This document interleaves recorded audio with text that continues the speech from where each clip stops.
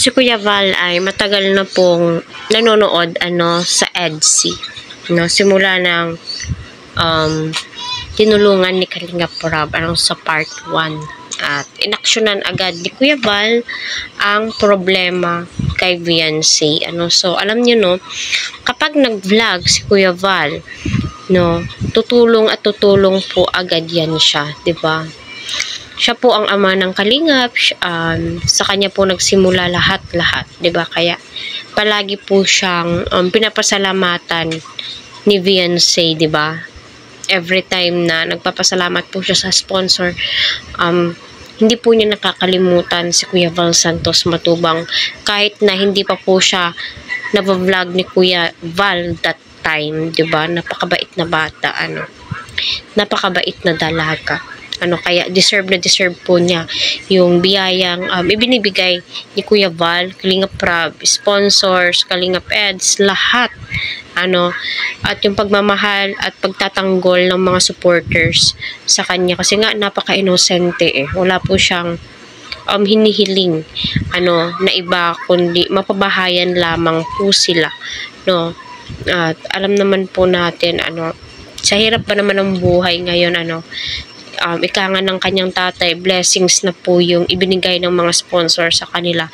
Di po nila lubos akalain iyon. So, lalong-lalo na po ngayon, inaksyonan ni Kuya Val ang problema po ni Viancy. Akalain nyo yun, 2 oras po yung paglalakad po niya ng kanyang pinsan pa uwi.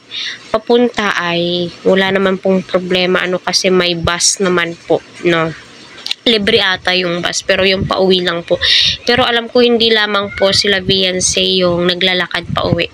Marami po sila. Pero gayon pa man, no, malaking tulong po ito sa pamilya ni Viancy, kay Viancy. Ayun na nga po, no, si Kuya Val ay nag-canvas, either or Mio or e-bike ba yun, or yung parang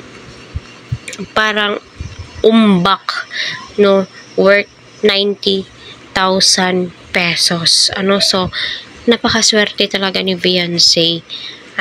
Pero ang hinihiling po niya, kung bibigyan po siya ng Mio, kung pwede ay electric bike na lang po, pero marami ang nagsasuggest kay Viancy, dahil nga po napanood po yung video, sinasabi ng supporters ni Viancy na kung pwede Mio na lang, Viancy, kasi magagamit mo yon lifetime, 'di ba? Malaking tulong yun sa iyo at matututo ka naman, at madaling matutunan naman po yung Mio, hindi po mahirap, 'di ba? Kasi kaya kung yung mas nakakabuti, mas maganda para kay Viancy, kung ibibigay ni Kuya Val yung parang umbak, no, worth 90,000, 'di ba? Blessings na yun, Viancy.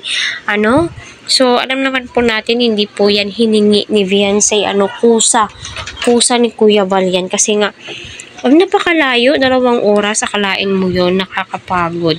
Kaya naman bilib na bilib sila Kuya Val Santos Matubang kay Viancy. Kahit sino naman po ay bibilib sa ugali ni Viancy. Hindi po siya marunong humirit, di po siya marunong humingi. Halos ayaw niya nga pong tanggapin, di ba?